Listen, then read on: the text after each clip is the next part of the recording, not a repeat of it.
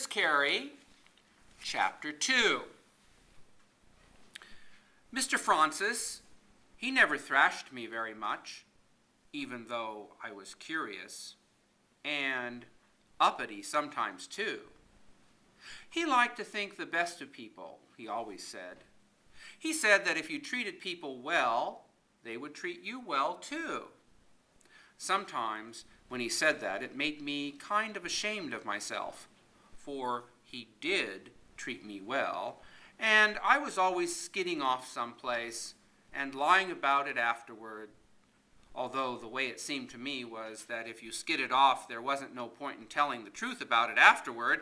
It was just bound to hurt his feelings, but mostly I tried to do right.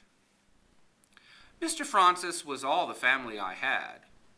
I didn't know who my ma was, nor my pa either. I could remember a long, long time ago, when I wasn't but a baby, being carried somewheres by a big black man. And I was crying because he was taking me away from someplace, and I didn't want to go. Then he began singing to me in a low, slow voice. It made me feel safe, that low, slow voice did, and by and by I snuggled down in his arms and fell asleep.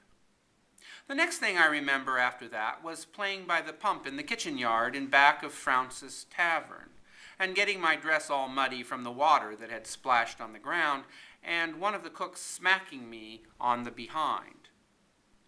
Who was that big black man? Where was he taking me from? I didn't know.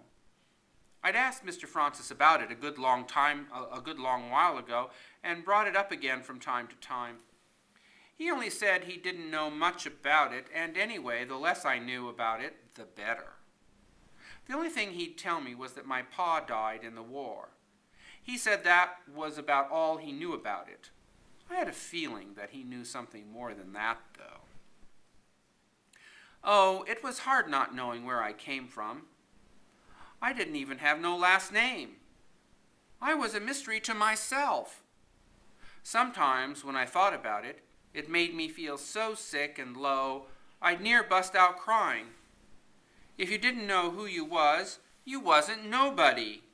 There ain't nothing much worse than being nobody. But I had to make the best of it. Mr. Francis raised me as good as he could. Not himself, of course. The cook's done the actual raising of me, or the upstairs maids, or whoever happened to have a free hand at the time to give me a smack. But Mr. Francis kept watch over me. He saw that I had doctoring when I needed it, and every so often he'd call me down to his office, and I'd stand there by his shiny desk on his beautiful rug, and he'd ask me how I was, and did I go to church every Sunday, and bathe regular, and say my prayers, and didn't sass the cooks or have impure thoughts. Well, I answered yes I did, and no I didn't, and a good deal of it was even true. I bathed regular once a week, in summer leastwise, and I said my prayers, especially if I'd sassed one of the cooks and was headed for a whipping. And as for impure thoughts, when I found out what they was, it was years too late to be sorry about it. I couldn't complain much. Mr. Francis was kind, and most of the time I forgot I was a slave and wasn't free to go off to some other place like the cook's was. Of course, the cook's was white and couldn't be slaves, but Horace, he was black like me and was free. He'd been born free, and even though he'd worked for Mr. Francis since he was a boy and never had worked no place else, he didn't have to stay there if he didn't want to. It wasn't fair. But there wasn't anything I could do about that either. Horace was my best friend at the tavern, but he wasn't my best friend. That was Dan Erebus. Oh, Dan, he was wonderful. He'd come to the tavern a few years back and helped to take an important message down to Philadelphia and escaped out of a window and done all kinds of brave things, and Mr. Francis thought everything of him after that. But Dan wasn't free neither. He belonged to Captain Ivers and worked on Captain Ivers's boat, the Junius Brutus, coming from Connecticut to New York or Philadelphia or even way down to the West Indies to trade things. When the ship was in New York, Dan would skid off to the tavern, and because of Mr. Francis thinking so high of him, he'd be allowed to take whatever he wanted to eat and drink too, and we'd go sit someplace and talk about things, about his plans for getting free, and his cousin Willie that Horace was in love with and such. And that was the best of times for me, just sitting there talking to Dan. We was both slaves, and maybe that was why we got on together, even if he was a few years older than me. I figured Dan was likely to come along soon because of the inauguration next week. I figured Captain Ivers would want to be in on it. Everyone else was. All the beds in our tavern was taken, and the dining room was crowded, with people standing around waiting for a chance at a table, so's breakfast ran into midday dinner, and dinner ran into supper. The Spanish ambassador came in once with some of his men, dressed so fancy it made you blink to look at them, scarlet coats with mother-of-pearl buttons, white silk waistcoats with flowers embroidered on them, silver buckles on their shoes.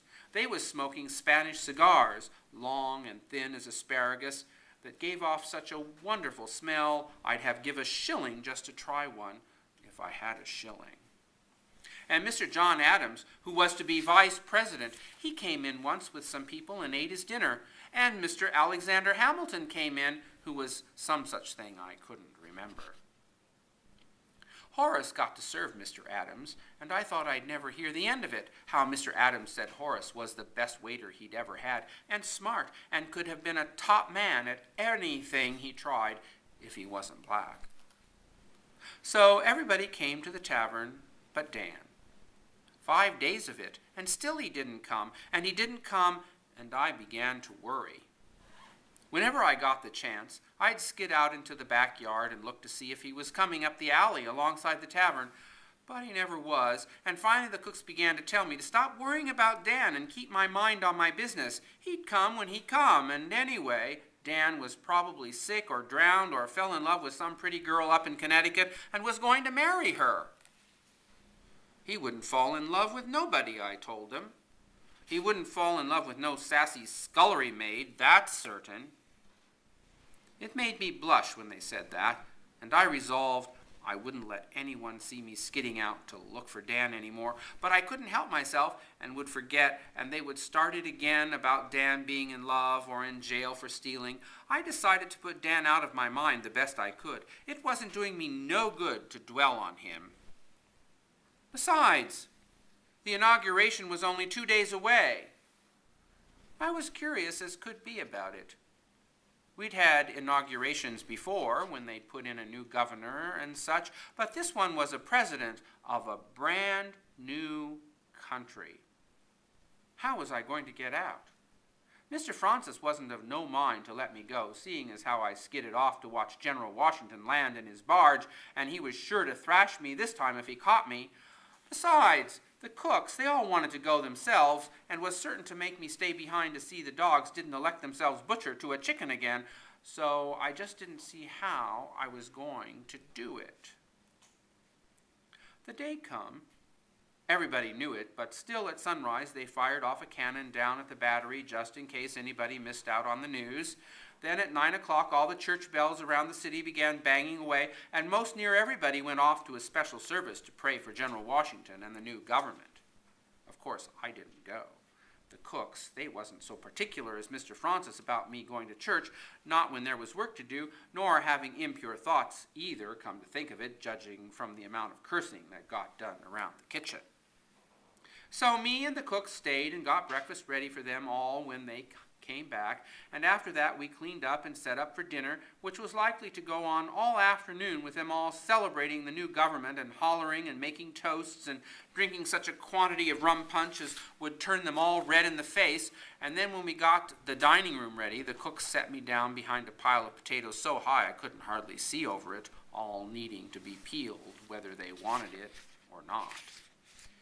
And I was sitting there peeling when away in the distance there came the sound of fifes and drums, and we knew the parade had started. Oh, I was downhearted. I wanted to be in on it in the worst way. Then one of the stable boys sent himself on an errand to get some oats and come back and said that the parade was coming down Broad Street and it was the grandest thing.